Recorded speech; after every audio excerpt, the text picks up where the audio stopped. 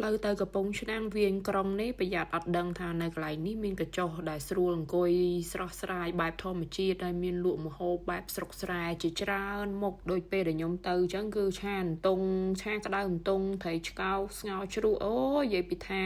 ហើយខែនេះចំខែវស្សាទៀតទាំងអស់គ្នាគឺទេសភាពស្អាតយកតែមែនតែនហើយ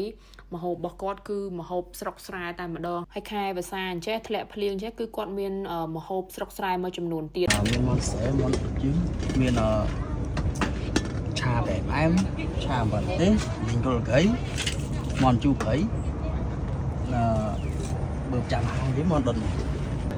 ខែផ្សារនេះសបោកែបសបោកែបសបោតុងសបោត្រីឆ្កោកសបោត្រីរស់ត្រីផ្ទក់តែគេអាចរបៀបផ្សេងយើងសបោតម្លៃចាប់ពី10000រៀលឡើងទៅបង10000រៀលឡើងយើងចាប់ពីតុងមន់ត្រីមន់អត់ទេមន់បើមន់ចាប់ពី1ក្បាល50000តែបើមហូបចាប់ពីតុងឆាក្តៅកែបឆាក្តៅកែបពងត្រីឆ្លូញពង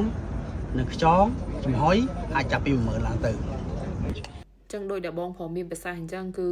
ក្នុងរដូវវស្សាធ្លាក់ភ្លៀងអញ្ចឹងទៅមានកង្កែបស្រែតុងស្រែបន្ថែមទៀតអញ្ចឹងទៅហើយសម្រាប់ខ្ញុំតម្លៃគឺសមរម្យហើយទាំងអស់គ្នាគឺគាត់មានលក់ចាប់ពី10000ឡើងទៅតាមប្រភេទម្ហូបអញ្ចឹងណាហើយខ្ញុំជឿហ្មងសម្រាប់អ្នកទីក្រុងឥឡូវគឺគាត់ stress ការងារច្រើនហើយជាពិសេសម្ហូបទៀតគឺគាត់ចង់បានម្ហូបស្រុកស្រែប៉ិតអីអញ្ចឹងណាគឺខ្ញុំណែនាំកន្លែងនេះតែម្ដងព្រោះដោយសារយើងជាខ្មែរហើយយើងអត់ចោលទេគឺម្ហូបខ្មែរយើងគឺវាឆ្ងាញ់អត់មានម្ហូបណាយកមកប្រៀបបានទេខ្ញុំហ៊ាននិយាយចឹងហ្មងដោយសារតែខ្ញុំជាខ្មែរទី1ទី2ខ្ញុំជាកូនខ្មែរមួយដែលចូលចិត្តម្ហូបខ្មែរដូចគ្នាហើយម្ហូបខ្មែររបស់យើងគឺឆ្ងាញ់ហើយបើថាខ្មែរហើយបែបស្រុកស្រែអញ្ចេះទៀតណា